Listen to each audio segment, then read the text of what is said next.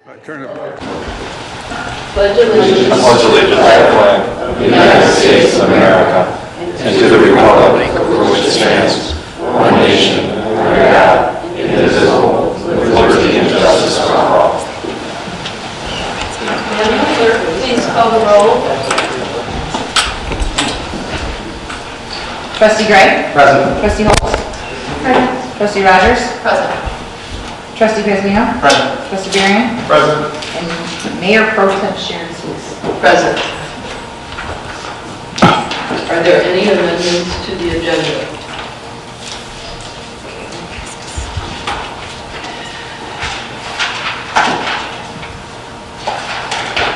Recognition. Tonight we have invited Mike McCoy of Stanley Consultants to join us. It is with great pleasure that the village recognizes Mike McCoy for serving the community in his role as the Senior Resident Project Representative for IDOT's 159th Street Improvement Project. We want especially to thank Mike at this juncture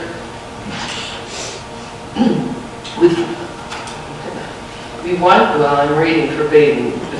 to especially thank Mike McCoy at this juncture with 4 lanes of 159th Street now open for traffic and the most impactful stages of the road project completed. In his role, Mike McCoy has done a superlative job as our community liaison, troubleshooter, and technical problem solver to help reduce impacts from 159th Street road construction activities on residents and businesses over the past 5 years. During this time, Mike McCoy has helped Homer Glen in immeasurable ways and has gone above and beyond what a community might normally expect from a road project representative. Some examples include informing the community and business owners about project status and upcoming phases through periodic in-person briefing sessions held at Village Hall. A total of 5 informative sessions took place between 2015 and 2017. Helping business owners to plan for their sign relocations by staking the new right-of-way locations in the field, mitigating and resolving issues too numerous to list, ranging from pothole repair to driveway access, along with a variety of utilities, sign lines, drainage, and road design issues. Assisting the village to design and implement the yellow sign program that help mark business driveways for customers during the confusion of road construction. Mike has always been readily accessible. Numerous business owners have Mike on their speed dial. The first number the village staff calls is Mike's. Mike's dedication can be summed up in a reply he is often heard to say, "I told them to call me direct anytime." Homer Glen has much to be thankful for in having Mike McCoy in place during this important road improvement project. The village recognizes you, Mike, and presents the certificate of appreciation. Thank you.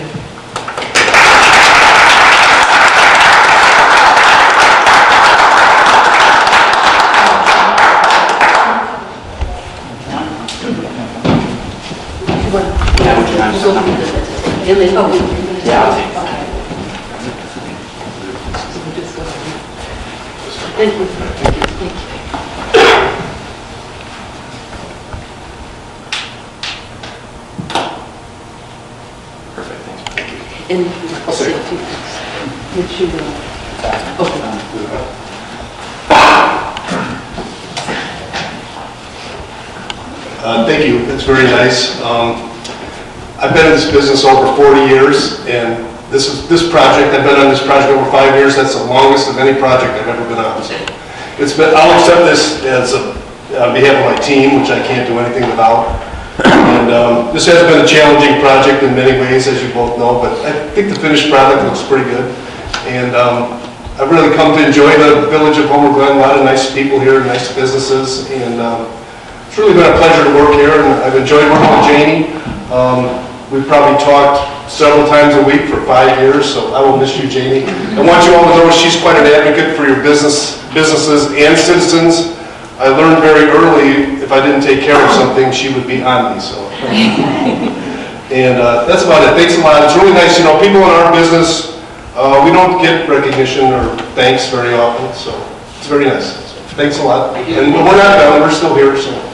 you can call me. I think the finished product looks good, but we still have a lot of things we have to finish up, especially the landscaping. I just wanted to personally thank you and apologize if not giving up your phone number caused you any additional grief at all throughout this process. No, I kind of got used to it. So. Okay. Sometimes I would answer a complaint department. But that's good, that's our job. So anyhow, to me it's been pleasurable. There were some shaky moments, I guess, but we're happy with the final product. So again, thanks a lot. Thank you.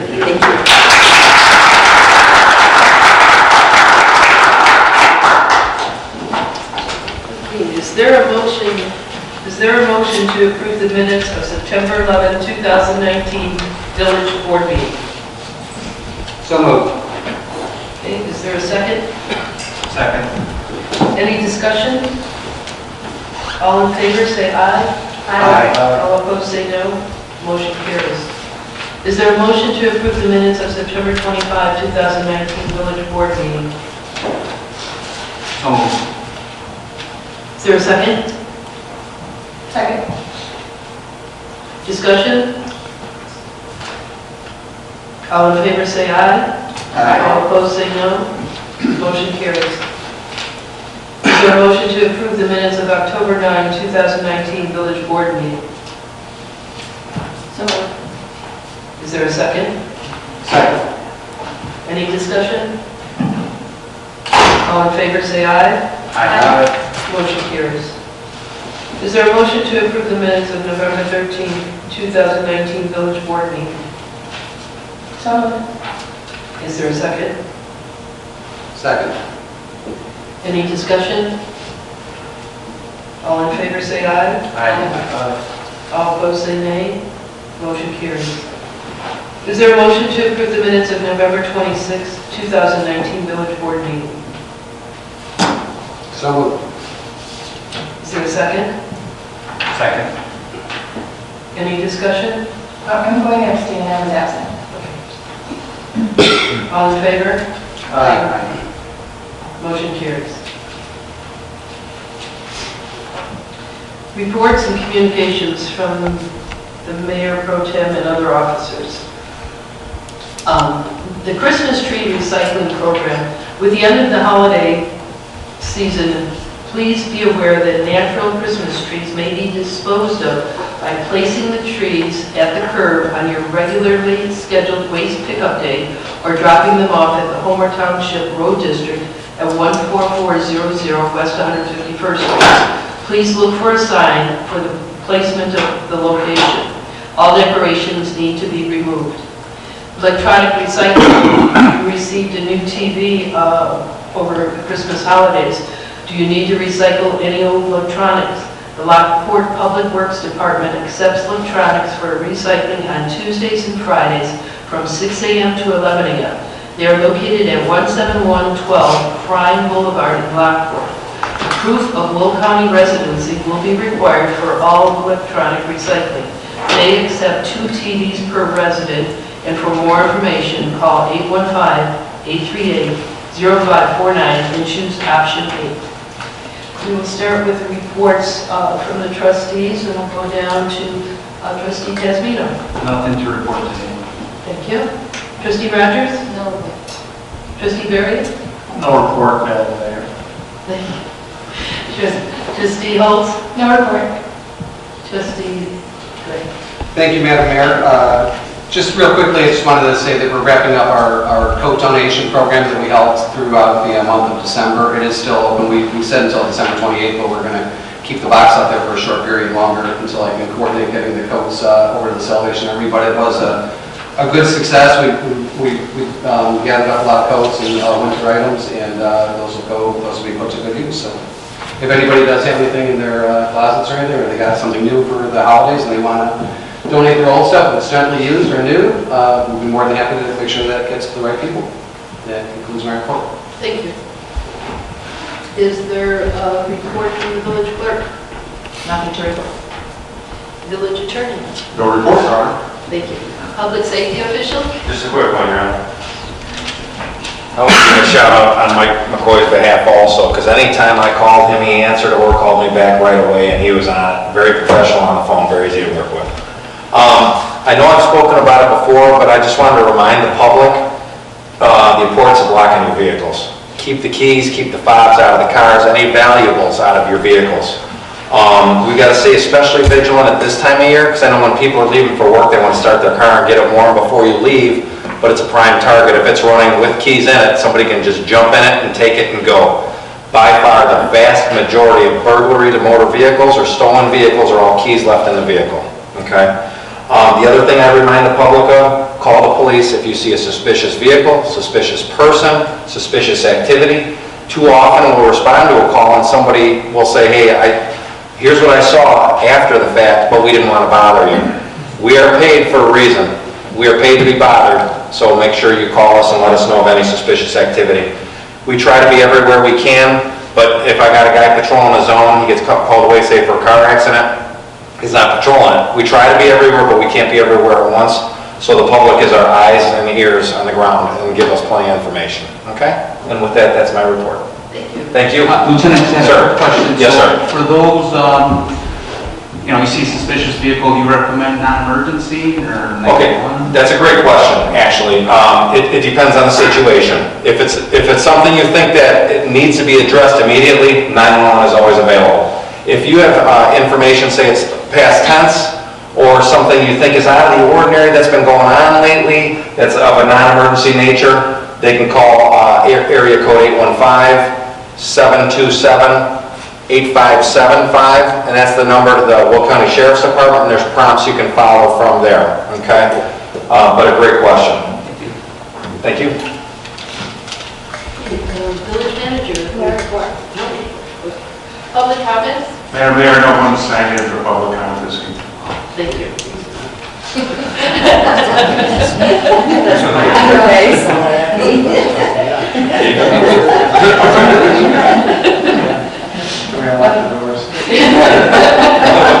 We'll go on with the consent agenda. All matters listed under the consent agenda are considered routine by the village board and will be enacted by one motion. Is there a motion to approve the following items? The accounts payable for the period of December 13, 2019 through January 9, 2020 in the amount of $300,759.52. The Village of Homer Glen's November legal bills from Mahoney, Silverman and Cross LLC in the amount of $5,910. Tria Architects invoice number 3177 for Heritage Park schematic design services in the amount of $26,250. And pay estimate numbers 2 and 3 from deconstruction for the 151st Street Bike Trail project in the combined amount of $73,971.83. Is there a motion? Okay, is there a motion? So moved. No, you're good. Is there a second? Any discussion? Madam Clerk, please call the roll. Trustee Gray? Aye. Trustee Holst? Aye. Trustee Rogers? Aye. Trustee Beering? Aye. Trustee Pezmino? Aye. Trustee Sweet? Aye. Okay, moving on to legislation and action items. Is there a motion to approve ordinance number 20001 and ordinance amending the sign regulations, section 220-1005 of chapter 220 zoning of the code of the Village of Homer Glen, case number HG 1925A, Village of Homer Glen? Is there a motion to approve? So moved. Is there a second? Second. Discussions. Again, I think staff did you want to do this short presentation before Sure. we have questions and Yes, discussion? I would like to have Council White come up to the lectern too. So we have a few remaining questions before we adopt the code. And I'm going to go through the slides. So, kind of give a quick overview what happened since the October 17th Plan Commission meeting. We had a workshop meeting, actually did a PowerPoint presentation, followed by discussion at the December 5th Plan Commission meeting, when they approved the sign code amendments 7 to 0. And we kind of laid out the project objectives in the staff memo.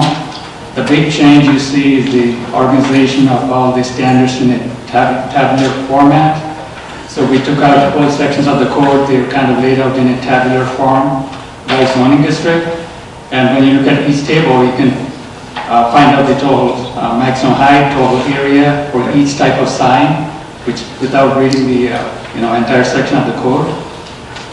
So if I can get to the next slide, please. So in the final draft, we have a few questions for the village board. One of them, of course, is the electronic message sign. Since the last board discussion, staff and Tom Savoy did some additional research, and we found out if the board desire, you can include or approve electronic message boards just to one zoning district, in this case P1 zoning district, if you choose to. The alternative would be we go back to the manual changeable copies sign like you see in the picture.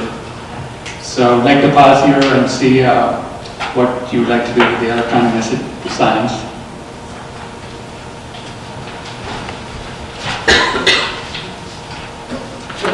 Just open for discussion. Are you done? Yeah. No, just on the, I'm going slide by slide. Well, you want our input as you go? Or I can finish mine and you can discuss. Okay. Okay, all right. So going to the next slide. One other question we got from Trustee Squeeze is the code allows the business logo signs as without any dimensional surface. Should these logo signs be required to have dimensional surface signs? And just so you know, we checked with one of the sign company, Van Bruggen. They said it's kind of hard to apply that to every business logo sign because they vary so much in the shape of the logo and the lettering. But it's your call. If you want to have dimensional surface for every business logo sign, we can put in the code, have a minimum 1/4 inch, raise as a standard. That's another question for the village board. And moving on, just a clarification on the internal illumination for multi-tenant signs.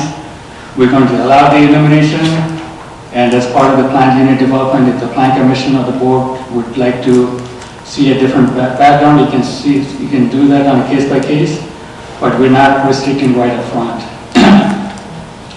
Moving on to the next slide, please. So in the draft proposal, you'll see the amortization period proposed for like 10 years. And this would give plenty of time to businesses to recoup the value of the sign. There was a question by Trustee Squeeze, can we break up into two different sections, maybe 5 years for the smaller single tenants and maybe 10 years for the larger multi-tenant signs? Certainly we can do that. Again, we'd like to hear your comments on that one. And I believe, is there anything else? No, I don't have anything else at this time other than some of the questions that came up. Okay. So these are questions for the village board before we come up with the final draft. Thank you.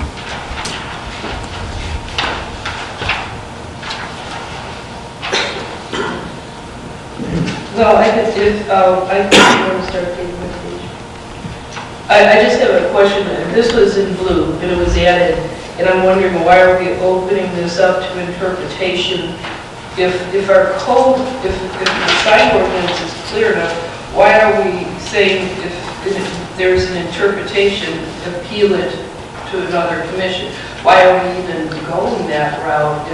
If it's clear enough, it should be plan and zoning department, that's it. I mean, now you're saying, oh, well, if you don't agree with what they say, you could go to commission, you could go to the board. I was just, wondering about why that's being inserted. Yeah, that's a traditional process for any determination by a zoning administrator. Usually you don't have a zoning administrator having the ultimate authority to deny a project. So if BJ makes a decision, makes an interpretation, that a particular sign or color or material, whatever it might be under his jurisdiction, is not appropriate, and the petitioner obviously doesn't agree and wants to propose that sign, you should be given an outlet to come before. We're recommending at this time the Plan Commission being the determining body to make that decision without it also having to come from the board. But again, that's I guess also a potential legal question if the board has to weigh in on those kinds of interpretations. I know for zoning, general zoning appeals, I believe they'll have the final authority. I don't know in the case of just a minor sign interpretation, if it's the same issue. But that we're trying to streamline the process. We're trying to simplify it, reduce the number of steps that a person has to go through to, get approvals and that kind of thing. Well, when you say I'm sure everybody else has questions too, but when you say interpretation, it could be something major, It could be, depending on what the issue was.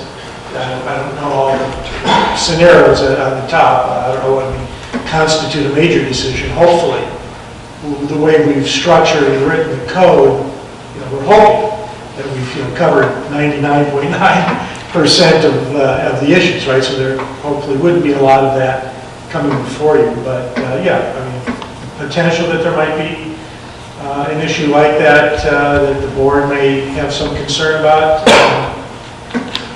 It's hard to know right now. I guess we're putting the faith and trust not only in VJ, but in this case, your plan commission. So the plan commission is the final authority. It's not just VJ or whoever the staff The plan commission is a recommending body, so why would they have the power to do a final decision on something? And I know you want to make the process very easy, but that's my... Yeah, I understand. Okay. I would just like to comment on that. I hear what you're saying, and I also hear what you're saying, and please do not take this the wrong way. I don't think that authority should be given to any one person. I think there needs to be some kind of oversight, and I think the plan commission would be the appropriate party. I mean, you look at cases in Chicago alone where, the alderman has the right to deny something along those lines. That's a lot of power for one person without any oversight. This wouldn't change VJ's power. This would only change it if somebody objected to VJ's decision. Right, so what I'm saying is if they felt like somehow VJ was in the wrong or, Right, and I think what Trustee Suisse is saying is, should that ultimate authority then lie with the plan commissioners who aren't necessarily elected, or with us? Right. And to your point about simplifying or streamlining the process, you're really not complicating the process if instead the next step in response to a challenge to VJ's determination was to come to this board as opposed to the plan commission. Oh, just circumvent the plan commission, go right to the board. Yeah. I think that's what Trustee Suisse was getting at. Instead of going to the plan commission, since they are just a recommending body, ultimate authority lies on almost all things anyhow with us. So instead of making a two-step after VJ, they would just come here. Yeah, I think there was... correct? I'm sorry. That's exactly Trustee Gray. Yeah, I just want to clarify. I think in most zoning appeals, they do go to the plan commission before they go to the village board. Is that... And this is only for court interpretation, not for denying the zoning approval, that ultimately comes to the village board. Right, I just wanted to insert that as well. We're not talking about a variance to the signage code. We're talking about interpretation for example, I just happened to get to page 39. So under this is a scale and proportion. Every sign shall have an appropriate scale and proportion in its design. That could be subject to interpretation. As opposed to someone coming and say, hey, I get a 10-foot sign and I want a 12, and that goes to planning commission for that. That's not what we're talking about. That's a variance, and those have to go to the board. But she's still saying she wants it to go from, instead of that reading planning, she wants it to come. And that's fine. Yep. And I'm fine with that too. Yeah. Is that possible without it going to zone? I guess is my question. It's written that way, yeah. Because it's only a definition. I'm It's just saying that there's a difference between a major and a minor. Yeah, it's not going to trigger a public hearing. Yeah. Right, we can direct the board on that. Yeah, because an interpretation, a really not interpretation, is not like a consideration of writing a variance, which automatically triggers a public hearing process by state statute. So in this particular case, it would be VJ saying, well, I don't think that what you're submitting meets the intent of this section of the code. And they said, well, we disagree with you. We want our due process. And so there has to be due process for that. So that due process either, typically it would be like a zoning board of appeals or something like that. But in this case, if the village board wants to be that appeals board for interpretation, that's fine too. But it wouldn't trigger a public hearing in order to do that.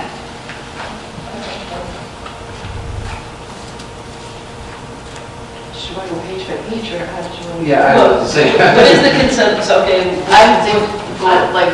Front to back? Yeah. Starting with the, because I have some questions in the packet piece beyond this one, the amendments. Well, what is, so it's clear, what is the consensus of what we just talked about, interpretation? Changing it to village board. Okay. A challenge to BJ would go direct to board. Okay, I hear it. All right. BJ, are you done with your presentation part? Yeah. I have, if you guys are okay with me starting with, on page 3 of the packet piece, I have a question about the non-conforming signs portion. It says, include standards that address how to bring non-conforming signs in compliance with the updated code. A sign that does not comply with the updated sign code will be deemed legally non-conforming. Repairs or alterations to a sign may trigger a requirement to remove and or replace. Sorry. But in another section, I can't put my finger on it right now, it says that if a sign has already been given a variance, this would not apply. Right. So this doesn't really get us to the goal then of the 4 years or 10 years of cleaning up all these errant signs. If something that's already come in the past and gotten either a variance or, I'm not sure if that applies to legal non-conforming. Obviously, we're a young community and a lot of things are legacy here. We've inherited them. Right. So if it applies to all of those things where it's either been through variance or through legal non-conforming, through grandfathering or legacy, how are we getting to the goal of cleaning up our, making some, cohesive look to our signs? I would ask CJ to comment with regard to the extent, my limited memory or understanding is you don't have that many signs that have been subject to a variance. Is there a list? So I don't know that exempting those is going to be a big issue. Yeah, if you look at the last page of the code update 48, and under amortization and subsection B, exempt signs. So we're targeting the date October 24, 2006, when we adopted the first sign code from Will County. Any signs existing under the Will County code prior to that would become part of the amortization. So that's a big chunk of signs right there. So anything since the village adopted the first sign code, we're saying if they granted a variance, they would be exempted, but anything prior to October 24, 2006 that do not conform, they need to be replaced with meeting the current code. So that's how I think we came up with it. What I would say to that, though, it seems like the problem signs are those signs. So are which signs? The ones prior to incorporation or the Like variance? the older signs that we're, Yeah, I agree. I think we talked about this at some point. And I think the list is a fairly small one that are, since incorporation, since our sign ordinance has been given a variance. And I think some of the signs that we all think of were prior to that. So my recollection was we're talking about a very small list here.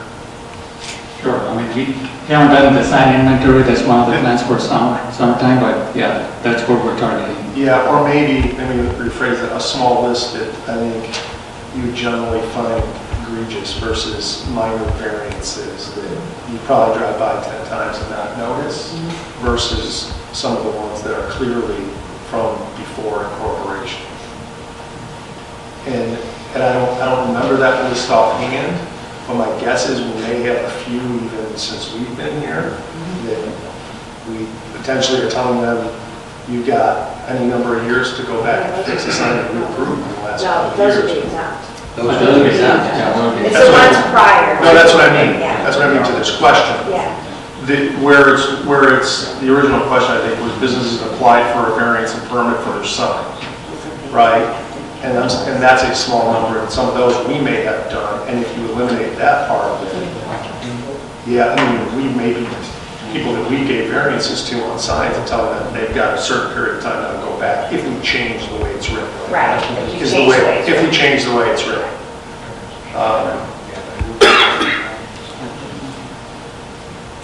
There may be, I just raised this as a question, so I don't know the answer, but I believe if you granted a variance for a sign. I guess I've never had to look into this issue or ran across it before, but my understanding is there are certain rights associated with that approval.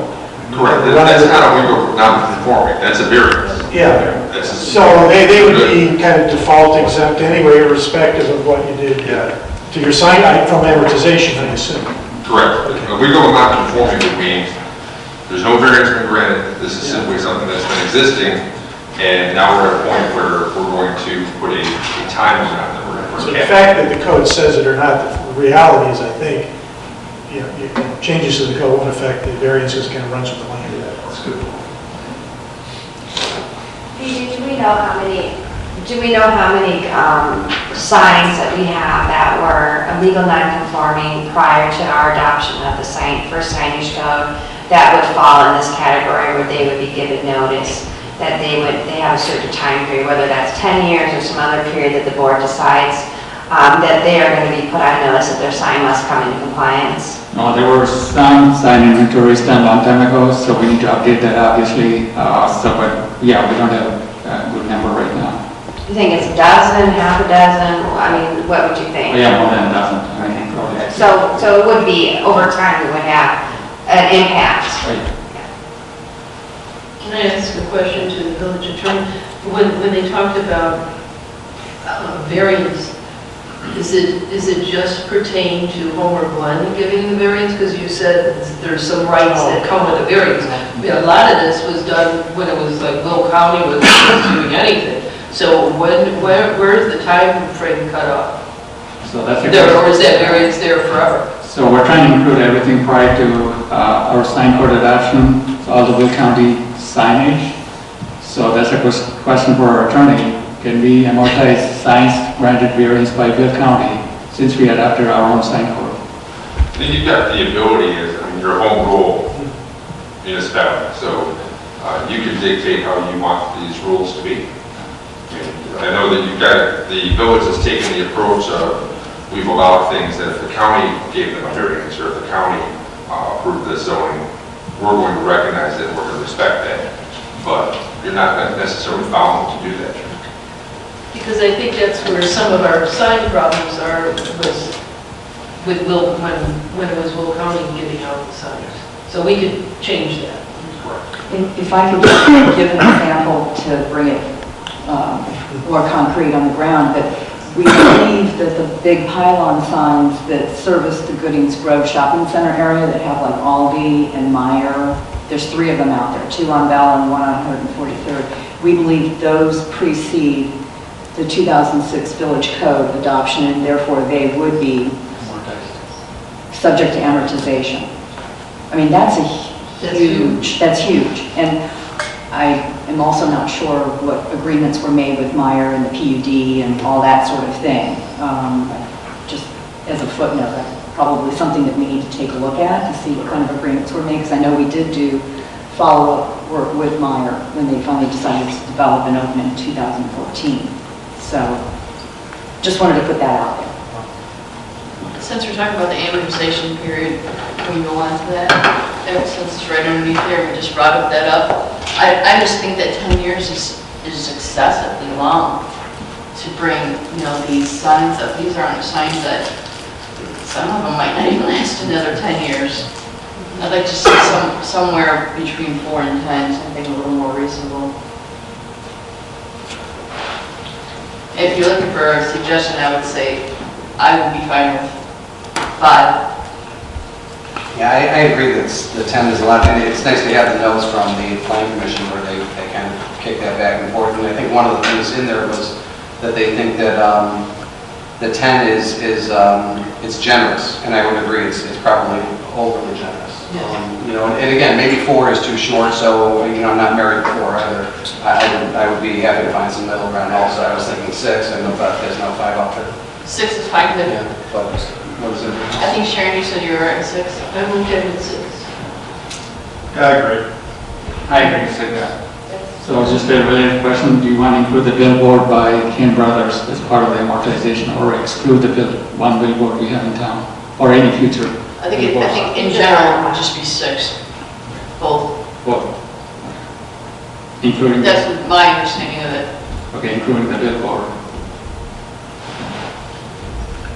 Billboards are a more sensitive topic. Yeah, I was going to weigh in. Yeah, the sales billboards are gonna come into We compliance. talked about that. I'm glad it's only one, maybe that's not a big issue, but because the billboard represents a revenue stream, they're very expensive to get rid of. So it'll be very costly, and most likely you'll be challenged. Yeah, so that's just something to think about. Yeah, the second one is by Cedar Road, just outside the boundary, so we got at least two to address. What's your thoughts on the billboards? I would say we need some input from legal counsel, and maybe we leave that fight for another day, because if what Con said, if we're going to be challenged on that, if there's precedent for that, why don't we have our, counsel on that? Can we leave that portion for another day? I don't see why not. I agree. Yeah, I mean, somewhere in the packet, there was a reference to a recent case involving IDOT that was like $500,000 or so. It's a big, big number. Yeah, they fight hard. Yeah, it's a big number. And so, It is. yeah, to me, I think, Familiar with that. while I don't love it, I think looking at some of the recent examples, I'm okay exempting it out as the one. Because I don't think it's realistic based on what's in our packet that we're ever looking at those sums of money to get rid of one billboard. And we've already got protections against additional billboards coming online, so we're covered on the back end on not getting any more, and maybe we have to be sensitive about how we address the one potentially too. And I had offered an example from another community I'm working in where there is a billboard on the property, but the property is going through a rezoning and a reuse. It's changing complete use, all of the buildings going to be rehabbed. And the community is imposing that the billboard is a part of the rezoning process go away. So that's a condition on the rezoning of the property. So that's another way if you think about, I don't know the situation, but if there's a development and that sign sits and you're reviewing that development, you can make any condition to get out. So that's another way to potentially deal with these kinds of things. So we are going to change that to 6 now? Yeah, excluding billboard.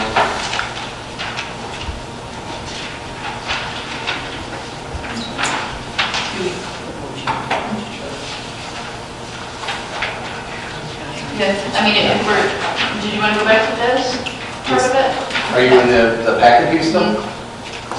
Because I remember a lengthy discussion about the electronic message signs, and I remember I was thinking, I thought they would be nice for schools, so parents in the communities were more aware of, what was going on in the schools and things like that. But when I step back and I look at it, I'd say, okay, well, now, if it's open to all of them, from here to Cedar, we could have 4.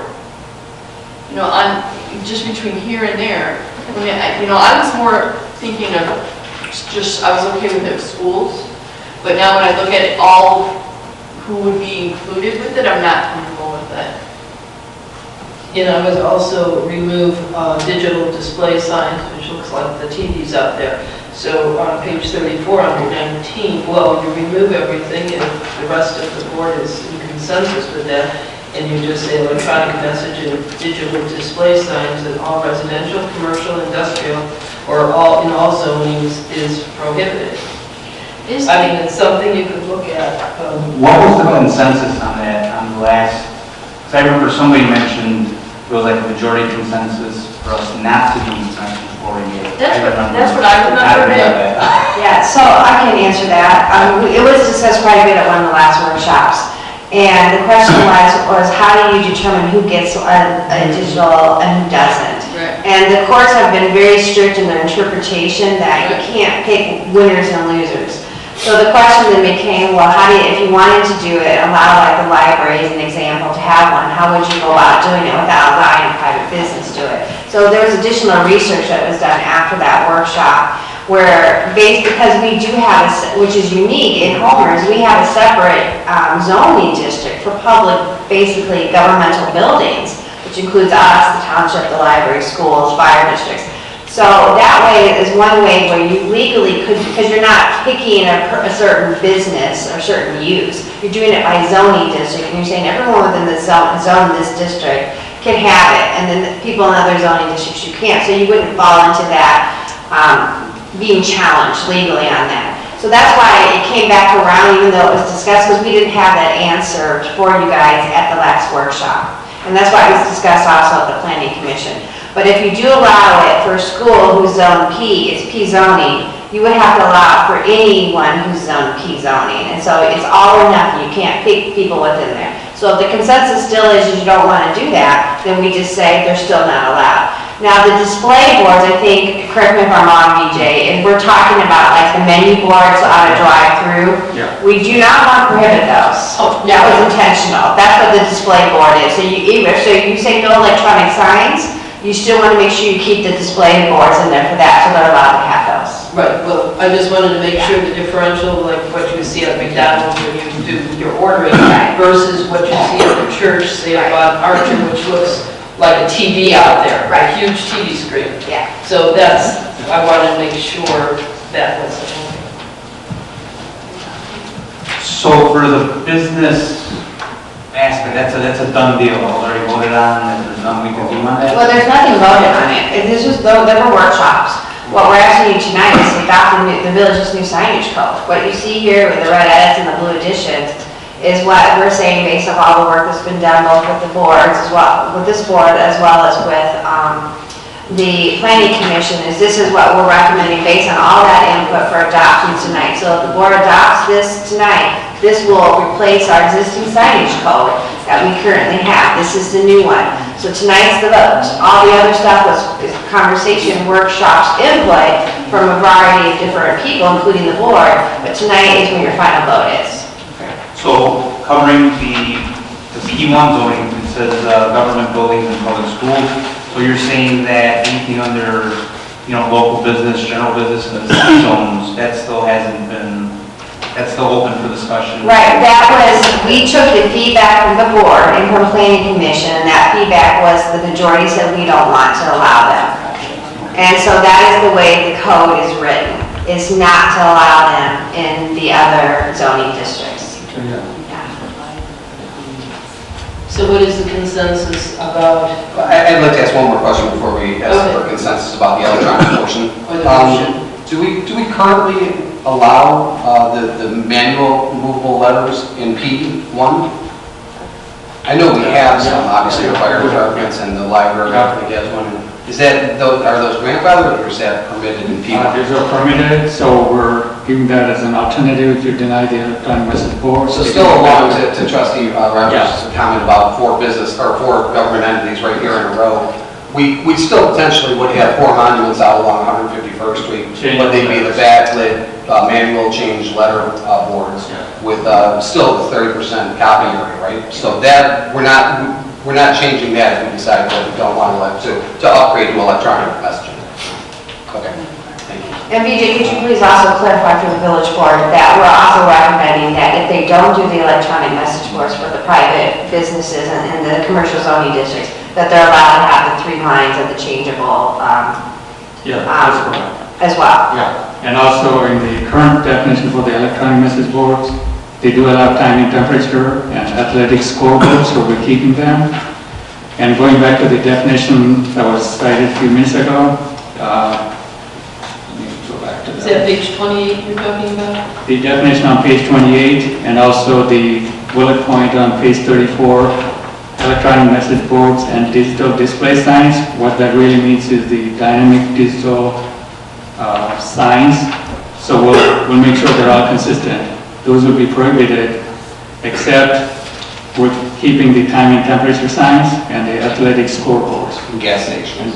And gas stations. Gas stations to do the updates of their pricing. Pricing only. Yeah, gas station pricing and on the sport field. On page 3419, that digital display should be replaced with dynamic digital. It was really, it's almost a typo of sorts. It was meant to be a dynamic digital sign that was prohibited in residential, commercial, and industrial districts. and that is defined on page 28. It's the large screen or series of screens that display a message image or series of images. It looks like TV. That type of sign is a dynamic digital 28 is the sign. definition. And that with the electronic message sign, those two types of signs would be prohibited. Right, the two of them. Yeah, the two of them. Just red or green letters on a, just LED lighting for text only, or a dynamic display. Or dynamic, which can be motion and all of those things. Yeah. I don't know, but I think the businesses need as much help as they can get. I mean, digital sign, within certain guidelines, speaking as a business, we need them. And I'm sure the school needs them, and libraries, and anybody needs to get the word out there. We need them. I have a question. Can we put that in particular areas, like on the generic or in commercial? Key corridors. The key commercial corridors? I believe most of your C zoning, right, is in the corridors already. So I think if you applied it to the C district and allowed it, I think by default, just by the nature where the zoning exists, it's on commercial corridors. So, or at a future point, do we make it like an overlay district or an or overlay? you could do that if you needed to. I'm not sure you would need to. That's my point. My second question is, as it pertains to public, and forgive me because I missed the workshop on the 26th, and I watched the video, and I was still a little confused about what the consensus was at different times. A lot of ideas going around, and I thought they were all good points. Now, the township property is not technically within the village. Correct? So does our role in zoning with regards to the signage even apply to them? And if we widen 151st Street, say to, if we're going to do the 3 plan or potentially 4 plans with the turning lane, 4 lanes, sorry, with the turning lane, is there even room to put digital signs in these properties? I don't think anybody in the village necessarily wants to put one in. So the library does. Can the township afford to if they ever decide to annex in? Like what is the likelihood that we'll see that on 151st Street? That's kind of something that kind of came to my head just now. And then I do wonder, so that's what I was saying before, what is that list? So like, for example, the list of the signs that are legally non-conforming but did come get a variance, for example, Touch of Green. Did he get a variance? Did he lose his sign? It was conditional though. Yeah, he was allowed to have the sign under certain conditions until the 159th Street was completed, is that correct? I'm defer to Jamie. Yeah, technically, he has conditions he should be adhering to right now, but we have allowed for the next year, promotional signs, and it's kind of a little bit of a stretch, but we're giving everybody out on 159th Street just a little bit of a buffer. Technically, though, the ordinance that was approved with the conditions that were included in there, he's not supposed to have it changing and flashing. Okay. And it's supposed to, I think it's only once every 24 hours, as a matter of fact. And what year was that? That was fairly recent. No, It feels like 2015 or 2016, when all the signs had to come down and be relocated out there. Okay. Maybe it was 2017, but yeah, so. Seems like yesterday. But yeah, so with regards to the public project, I mean, I do see it being a good thing for schools. So like I said, you can't pick and choose within that P zoning. But at this point, what properties are we really actually talking about at being a possibility? And also, we have this whole issue of Goodings Grove is quite possibly being sold. And, right. So then. Wouldn't that That would be be rezoned, rezoned I'm saying. for the use? Right, I'm saying they're not going to spend any money to put an electronic sign there. Well, I'm thinking hypothetically when these signs pop up. but hypothetically, we need to think that all of them could do it. Right. Yeah, So, go to the worst case instead of the least case. Yeah, exactly. So I'm like, the picture in my head where all these signs going to go. Trustee Walter, you talk about the property right next door, the township property. Yes. It shows in the zoning code it's within village limits. Yeah, it's actually zoned agricultural. They did not want to be zoned P1. I think 3 years ago I went to the township and they Is did that what not. it was? I knew there was an issue. I didn't. Just a rezoning issue, yeah. Okay, thank you. I just wanted to clarify, you did ask me a question about the widening 159th 151st Street. Now, the proposed widening around 51st Street right now that we're working on is only three lanes. So it's a turn lane, a middle turn lane. So it won't be quite as big as what you're thinking, like 159th Street was too. Any other questions on this topic or should? No, I agree with where we kind of started on not having the electronic portions in the P1, but making sure that we are still allowing, which you clarified for me, that we're still allowing the manual changeable 30%, kind of like what we see around town right now. And I'm good with that too. And also, we're not doing dynamic digital, right? Pardon? No dynamic digital. No dynamic digital. Except for, like you said, the certain provisions that we have for gas stations, time and time, drive-throughs, if they have, the menu interactive type things. So just out of curiosity, the reasoning behind not having it in the C areas, and the P areas at the consensus, is it because, what's the reasoning behind that? Just out of curiosity. Sure. No, because it's going to, let's stay with what we have, because the thing is, you're going to have these popping up all over, and it's just it's more of a visual effect. In the in my personal right. feeling. Because when you have that, then there's no way, who's going to manage our other things, these things flash all over the place. Oh, yes. And things like that. I know, so, no, you're not going to get my point. Well, I don't even own, it's not my property, but I'm just saying, it's unfair to the businesses on the main corridors, I would say, for us to say, we're once again tying the hands behind the businesses, and just another reason for them not to come into our town, because they're saying, you can't have this. It might be how it was before, but we're all about making things better and tweaking things and making sure that we're being fair to our businesses. Because at the end of the day, it's a choice between coming to us or Orland or, Lamont or whatever. It's bad enough. I don't see too many of these in Orland even. No. I mean, this is really, if you're talking about allowing any freestanding building to have a rotating sign like this, you're changing the dynamic of the character coming upon. Well, we could, within reason, everything within reason. We could tweak it. That's what's nice about these things, you could tweak it to exactly what you want for your town. Doesn't have to be Vegas. But it could be if it's by zoning. If it's by zoning, it's going to But be. you can regulate it, right? How? Oh, yeah. I'm the new guy, teach me, show me, I want to, you gotta understand how I'm talking about, so I need to talk. But at the end of the day, I just feel like, we're kind of falling back into the old way of things, and I think we should be a little more forthcoming, a little more innovative. I think that this sign ordinance is a step in that direction. We're going higher, we're going more. But it looks like we're taking away, not giving more. No.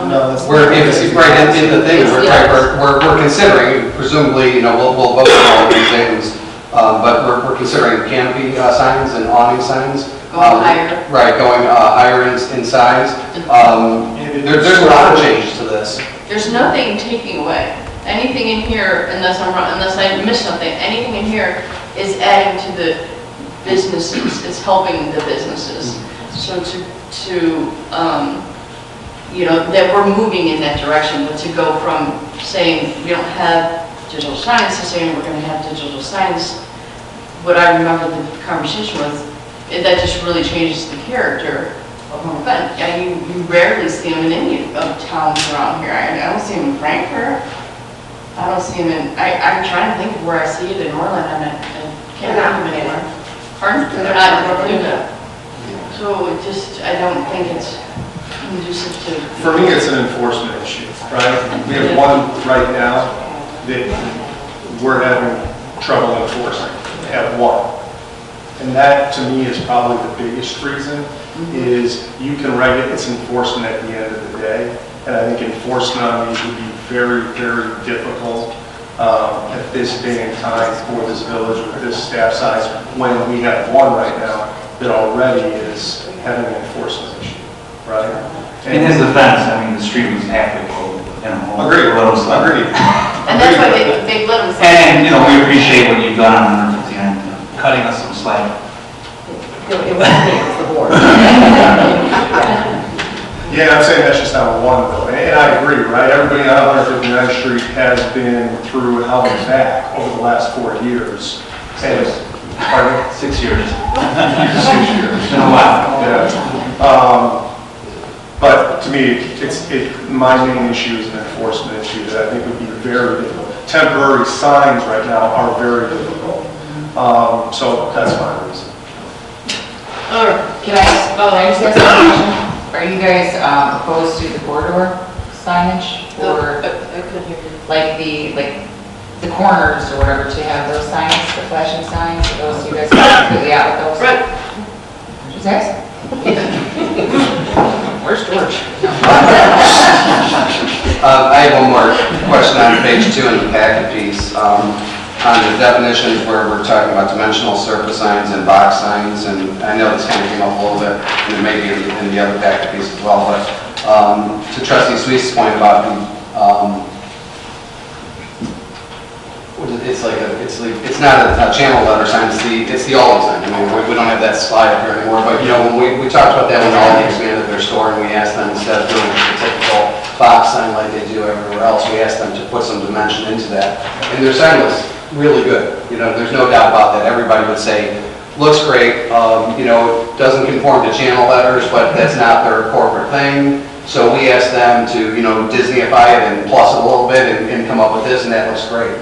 So Trustee Sweets and I talked a little bit, and I said, you know, why don't we make our thing, you know, we still want channel letters for wall, you know, as much as we can, but for the logo portion, if a business comes along and their logo is only a box sign like that, and I know some Starbucks are like that where it's just the roundel of the girl, or I think the sign was here. If that truly is your only sign, then that would have to be dimensional. If it's the roundel for Starbucks and the channelized letter, then that would be flat in the channelized letter because you know, it's kind of a hybrid. But I like the idea of maybe going to a dimensional one. If you really say, you know what, this like all, you know, we push back to them, they push back to us, and we push back to them again. What we ultimately gave birth to was a very nice little sign. Is that where the quarter range comes into play? Yeah, and that's the other thing about the, you know, a quarter inch at 20 feet up in the air, I don't necessarily know. I'd like to know what some of the dimensions are on some of these signs out there, because I don't know that a quarter inch is going to make a difference over a distance, you know. Just for the accuracy of the record, did you spell Disneyify? They told me when you gave birth.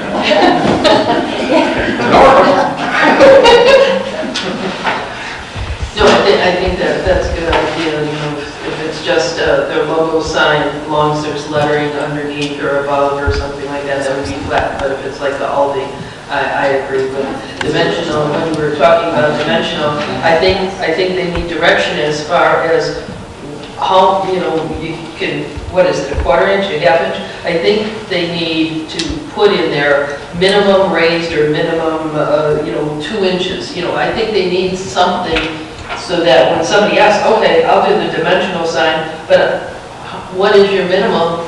How far out should it be? So I think you need to come in like with 2 inches or something or more. We need to establish these standards. Yes, establish standards on what you're talking about for dimensional surface.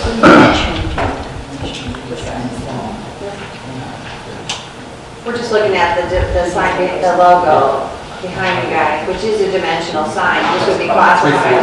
Yeah, so I don't know how deep those are, but we definitely have to. So you can't even tell from here if that was a quarter inch and it was 10 feet above you, still, right, you know, it would have that. It's about a quarter inch. About a quarter inch. Right, but that's inside, but you know, outside, we have to have it deeper or raised or. Obviously, we wanted to just look as premium as possible, and so we get away from the, you know, the corporate sign guy who's sitting in Tallahassee, and he's just pushing them out all across the country. You know, we wanted it to be a little bit different here in Homer Glen. So, and that was where we ended up on all this. Don't you have the permit and the specifications for the old design? Can't we get those and use that as kind of like a... We actually checked with the sign company about the business logo signs. They're saying they're advising not to go over quarter inch because each sign is so different. It may not be practical for all the logos to raise up to 2 inches. So go for the base, like quarter inch, and if they can do more, that's fine. But that's the advice we have. So. But when you see a sign outside, a quarter inch, like If you see this sign from the other room, it's not going to even have an effect. I'm not saying 2 inches, I'm saying something, but if you're looking at only a ½ inch or something when it's an outside sign, it means, might as well just have the flat box sign at that point. You know, We probably need more information on what the parameters are, how far can we push it. You want to go more than 4 inch now? I think that setting the base at quarter inch. I know, quarter inch. I think setting the base at quarter inch, everybody can get quarter inch. I think if you push it to 1 inch as the minimum and make people come and prove to you that they can, you know, then that's how you advance that, you know. So this would be. But again, I'd be open to hearing from some sign companies to say, you're crazy, you know, you can't do that. But also, we need the parameters of what we know is out there. Yeah, I mean, when we get, all we had to have turned in the drawings and stuff. That's not 2 inches, I mean, it's less than 2 inches. Right, I think we find out what those are, maybe have that be. We all agree that. Yeah, we can get that information, and like I said, BJ did reach out to a sign manufacturer for some input as well before tonight, and that's where the quarter inch came from. Yeah. But we can check the Aldi too, and then, what I would like to do with this input tonight, instead of having you vote on this stuff tonight, I would like to get all the input tonight, and then I'd like for us to go back and give you guys another complete final version, and you guys can vote on that at the next meeting, okay? Yeah. And I'm good with the quarter inch as a starting point, but I would like to know what all the one is, and maybe that could be the starting point. We'll check it. You know? So that's all I have in the packet piece. If you guys have anything else on it. But I do have questions on the other piece. My first question is on page 4 of Con. This is on your report. Page 4, the new number 8 in blue. It refers to flagpoles. And I know that your wingman isn't here who knew all about the First Amendment and infringements, but wouldn't this be considered an infringement of First Amendment rights that you say that you're going to allow people to have up to 3 flagpoles and they can only have the U.S. flag, the state flag, and the county flag? What if I want to fly the Cubs flag or the Village of Homer Glen flag or my Czechoslovakian flag? I mean, and what if I only have 1 pole? Which one do I come down with? I'm sorry, I'm not following what page number you're on. Page Page 4 4 in your packet? The actual code. Right there, Katie, that's on this comment.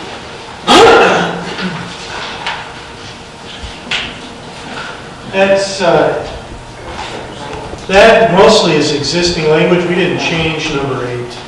There's only some text in the middle that was stricken out to make it more content neutral. Free speech. So, yeah, we didn't make that, we didn't make any change to that. It's existing. Except for the phrase that's stricken that says, or other corporate, national, organizational flag. I think that's your point there. Right. That's the grade. That's the infringement. Yeah. Or that's the possible. keep that in. You want to keep that in? This is, many codes do have that you can just fly these type of flags, but again, it's based on, you know, who's going to challenge it, right? And so we can defer to the attorney on that. Thank you.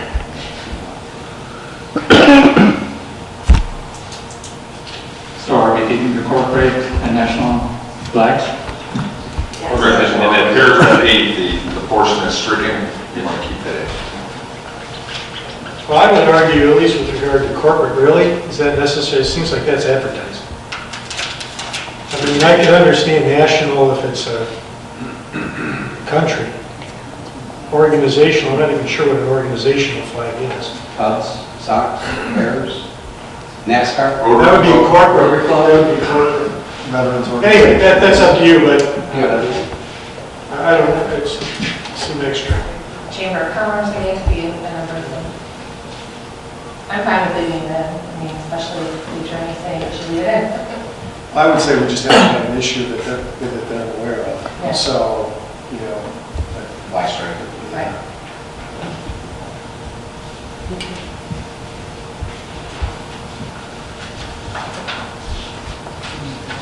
Me again? On page 13. Can we go back to page 5? Sure. If we're going in order? Yeah, well, page 5. Page 5, the number 14, would this restrict businesses from decorating for Christmas. LED screens. Page 5, number 14. Would this restrict businesses from decorating for Christmas? For the holidays? Well, not if they abide by the standards. Not the what? Abide by the standards, the way they're written.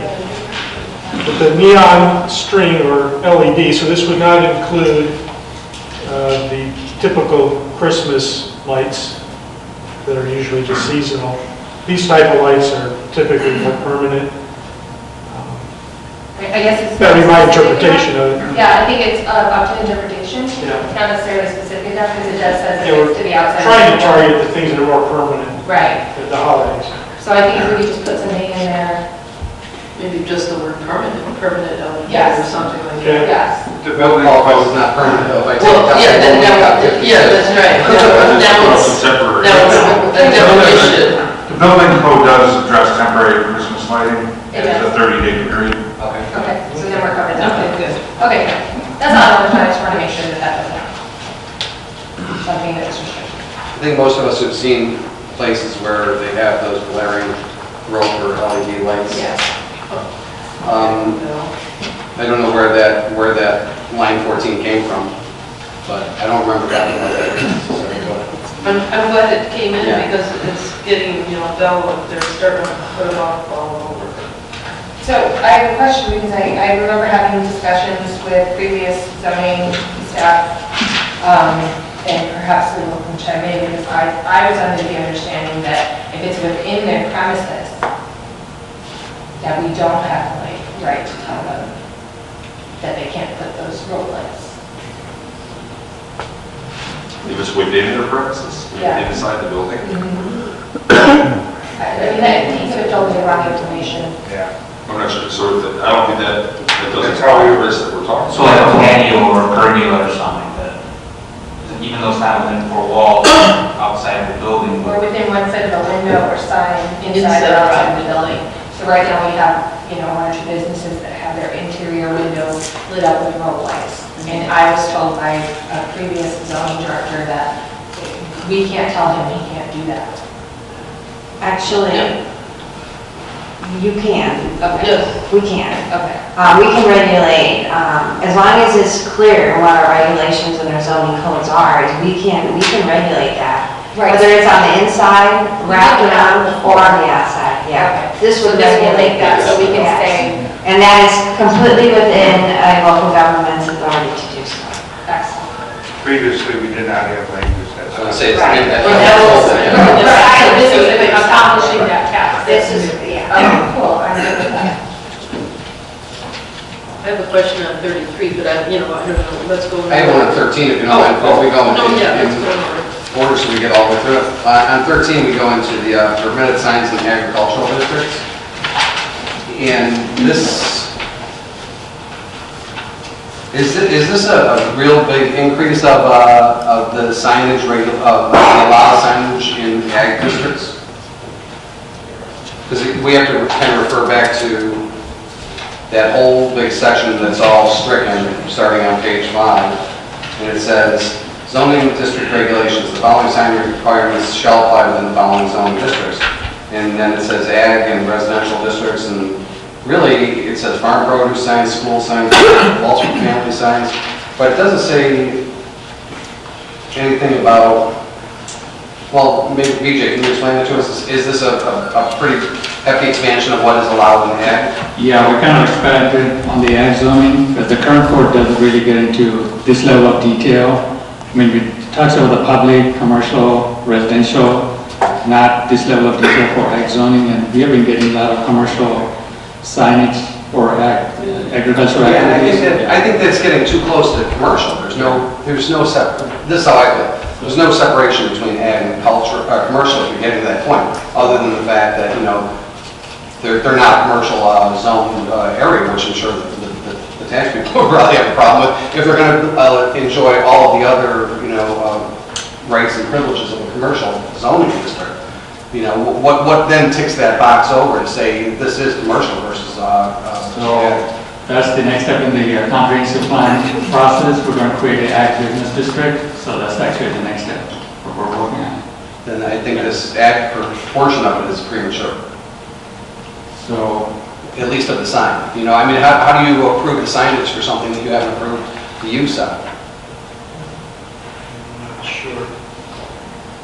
so we could, Right now, if there's an ag business that has a for-profit commercial business with it, how do we currently regulate our signage for that? I mean, we don't allow commercial tax signage right now. So they're not allowed to have anything. Right, because This it's one- considered agritourism. Right. So this would allow basically a sign not to exceed 100 square feet, which is basically 10 by 10, and also allow awning signs in those agricultural zone businesses, which our current code does not allow at all. Right. And awning signs, canopy signs, Yeah.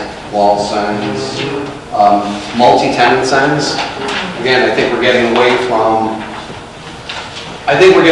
where ag is right now. If you're saying that we're going to go look at ag down the road, and we're going to consider some of those things, then the signage, to me, for that would follow that. If you'd establish the use, and maybe at the same time establish the signage.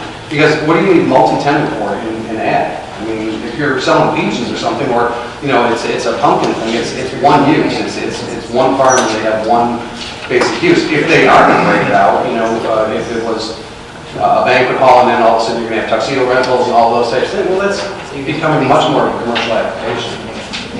So right now, the code is very limited to farm produce signs, you know, like 18 square feet.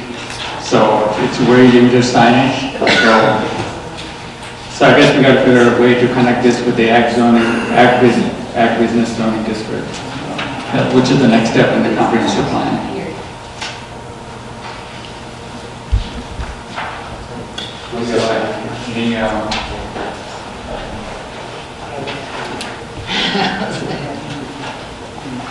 So then, and then going down to page 16, where we see these same tables, and these tables are now replacing kind of all that stricken red copy that preceded, right? So when we get to the next set of tables that are for residential, for E1, E2, R1 through R6A, a lot of it says residential not applicable or prohibited, and then it says non-residential. Are we just trying to get into using this table look? I don't get why we would say we're in the residential zoning district, but it says non-residential, and then it lays out all the parameters that apply to that. If this applies just to residential zones, wouldn't it only be the residential non-applicable or prohibited? Well, there would be non-residential uses that would be allowed in residential zones. A church, Like a daycare center, say? those are typically special uses. So there's other. So this would pull that out of the special use category? It applies to those uses that would be allowed as a special use or permitted. So it's not taking away the special use, it's not taking away the permanent portion of it, it's just the zoning.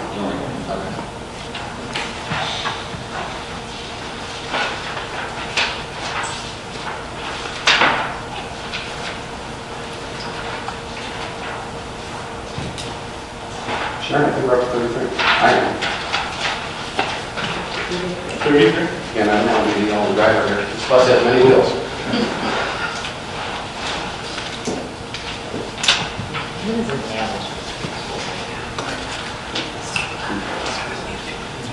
Okay, you're talking about prohibited signs.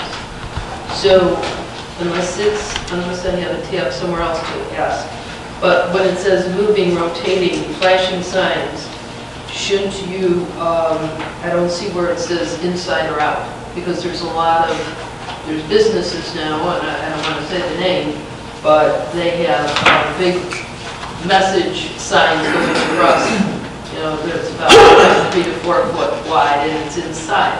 So when you say prohibited signs, are you just saying if it's outside? Or are we dealing with inside? Visible from outside, maybe. Yeah, visible from outside, what are we referring to here? Because everybody could start putting it right inside their window, and they have these long signs with messages going across. Under the definition on page 32, 32? It has a definition of sign. And what it talks about is that the last sentence in it, sign shall not include a sign located completely within an enclosed building, unless the content is readily visible from the street or other public place. So if you can see that from the outside, it's in the window, even though it's still within the enclosed building, it would constitute a sign and it's subject to Prohibition. through your, yeah. Okay, your okay. ordinance. Yeah, that's it. All right, that's what I wanted to make sure of. On page, I don't know if anybody else, I have on page 35, I don't understand why we're leaving in exempt signs and we're leaving in number 6. Because personally, I would like to remove light pole banners right now, because we could have these hanging up all over the place. Those are those big banners that hang from light poles. So I don't think they should be an exempt sign. I think they should be there.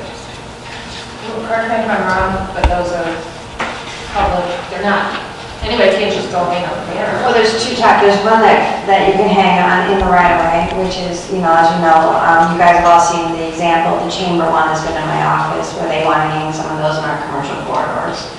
And then there's ones that sometimes you see that are hanging on a private property. We don't have a car dealer in Homer, but if you think about like some car dealers where they'll have the Honda logo hanging in the used or new car parking lot on some of the light poles. So even a microphone on the light poles in the Right. parking lot, right? Yeah. Advertising sales or whatever. Right. Yeah, I wouldn't necessarily want to see that, but I don't have a problem with chamber banners on public. This would exempt us anyhow. Yeah, so Well, that's why I want it removed, because I don't want it to be exempt. That's my opinion. I do think the visual preference survey, and correct me if I'm wrong, that there were some that thought that having these could look very nice. I mean, they are another mode of businesses for advertising their businesses in a less intrusive way than an actual sign, and actually is less expensive for our businesses because those type of light pole banners are not as expensive as a permanent monument sign. As it relates to the right-of-way signs, you guys would have to approve those as a separate approval to go in the right-of-way because signs aren't permitted in the right-of-way. Okay. And light pole banners are also a common element of a branding strategy, branding program. You know, this is part of the collateral that goes out if you do have your brand image determined and all of that. And I guess I would only say not that I want to, and I'm putting my economic development hat on here, but I would say if you're not going to give them the electronic message boards, this is something that you can get in that can be added that can be done in good taste at a low cost for our local businesses.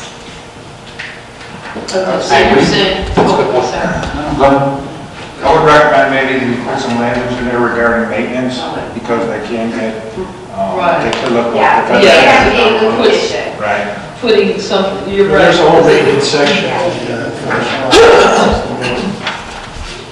That's in the maintenance section? I mean, I think there's a whole section in the site about that. But does it specify banners as well, or is it just talk about signs? Just- No, I think it said that they need to be maintained, they can't be Yeah, I torn, think it they applies to all can't signs be in general, repaired. yeah. Safe, secure, presentable, structural sound. Page 45.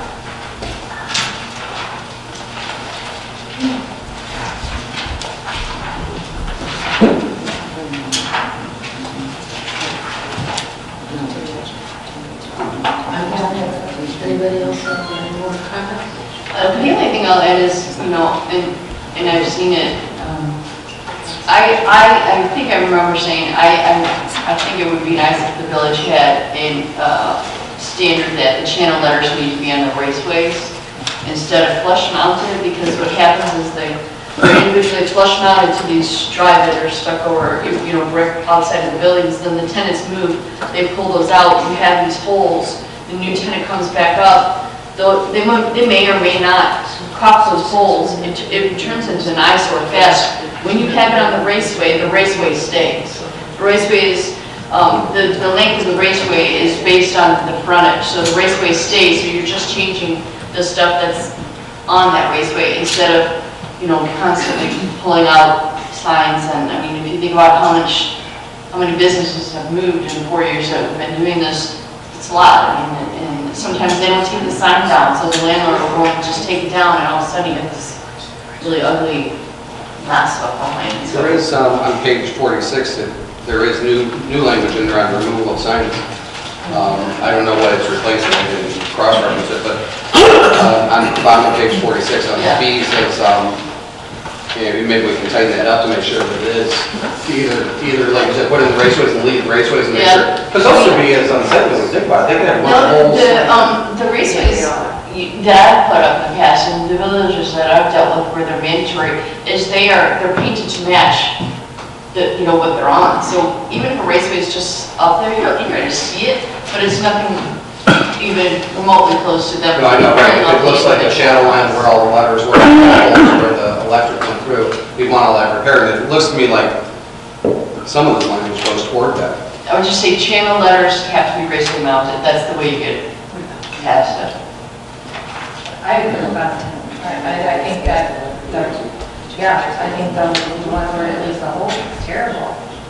And we've got several instances where that's the case. So just so you know, on page 46, number 6 on the top, we do talk about raceways. We're not mandating them, but some of the sign letters are like spaced out for Panera kind of thing.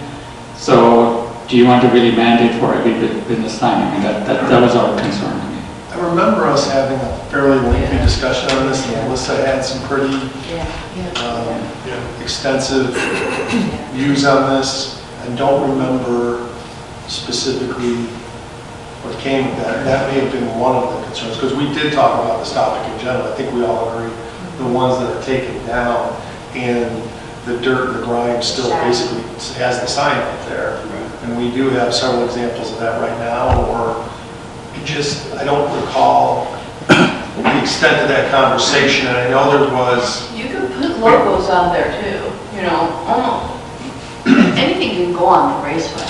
But your experience with the Panera, is that something that, is a deal breaker for Panera, to BJ's example? No, because they go on raceways. I mean, the letters are really spread out, so do you want to mandate raceways for when the copy letters are really spread out? We can include that just in general property maintenance. It was actually on my list of things bringing forward in the future, was to keep it as the owner's a general property maintenance requirement that any signs are removed, they would have to repair or repaint and Isn't that what number 7 is? It says it's an enforcement, because it does say in number 7 on page 46. The restoration, but clearly there's some landlords here that are not doing it. Well, and this is all new language, all this blue is new language, so we're trying to write in that we have the right to make sure that this is kept up. So I'm fine with that. As long as, if we have 7 in there, then I think that covers exactly what we're talking about. Is there a time frame on that? Do we put a time window on that? Down below, it says 60 days. 60 days. 60 days. If there's a discontinuance. 46. Or removal of the sign, so we should allow a landlord an additional 60 days to repair that damage. And I've actually talked to one of our businesses, one of the, here recently regarding this, and he understands the situation. He agrees that it's not an unreasonable request for us to want to fix those sections. And how about something, can we put something in there like in a clean white panel on multi-tenant sign instead of just turning the backward and still illuminating it all night? Because that's what they do a lot. Obviously we don't want to leave a hole in their sign if that is indeed the case. But just turning it backward and still illuminating it doesn't solve the problem either. It just looks odd. There's lots of variety. Is there any other comments, information? No, I would just like to comment that I agree with the village manager that I'm glad that you brought it up, that not voting on this tonight, letting you guys get all this together. Very clean, yeah. So I appreciate that. Yeah, I think, just to piggyback on Trustee Rogers from earlier, this is, I don't want it to be lost in some of the back and forth, this is a pro-business exercise to streamline the process, to make it where we have fewer of these variances coming to us, extra steps in the process, to clean this up and say these are the standards, and we deal with fewer of the variances. I think lots of these are making them more business friendly, and that's been the goal of the exercise, sort of twofold. Start cutting down on the variances that have come to us with every new development. These are the rules. These are more flexible than they've been in the past, and go forward, so. Okay, so that we can see a clean copy of all the comments and suggestions we made. With the person, who made the first and second? I think I did. If we would want to. Yeah, I would withdraw my motion, and then maybe we can table it. Okay, then who second? And you're good with that? Okay, so we motion to table, do we have to call a roll, or as Lisa said? All in favor, is fine. Oh, all in favor? Aye. Motion carries. Is there a motion to approve resolution number 20001, a resolution authorizing the release of executive session minutes? Second. Any discussion? I would just like to clarify that majority of these minutes, it may seem like a lot, but the majority of these were once upon a time approved in an executive session prior to our time. So to make it legit, we're doing it as a resolution. So they already have been technically approved by previous boards, but there's never a resolution done. And these minutes are So just approved and released, right?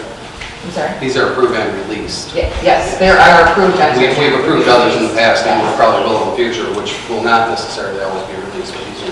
Correct. I think you're still in high school. Just graduating. Oh, wait, do a roll call? Madam Clerk, please call the roll. Trustee Rogers. Yes. Mayor Pro Tem Sharon. Yes. Brian Duran. Trustee Duran, where am I? Protocols out there. Trustee Badmino. Aye. Trustee Gray. Aye. Trustee Holt. Is there any old business? I gave a couple sheets of paper to Clerk Turkey, just with I thought they were typos, I didn't fill in the word mentioning under the approval of the minutes. Are you okay with what I gave you? I based on the minutes for what you have on here, based on what was presented at the prior board meeting for the script, so I have to look and see what you get. Well, if you read it up in the, I see where you motion, have it says ordinance, but then resolution. it says resolution. I think it's just a typo. Yeah, so, I mean, once it's approved, Well, I think this is a typo. I think it's just a typo. I didn't want to mention. very simple words. Is there any old business? Is there any new business? The next item is executive session. Is there a motion to go into executive session for the purpose of discussing executive session minutes 5 ILCS 120/2C21, pending or potential litigation? 5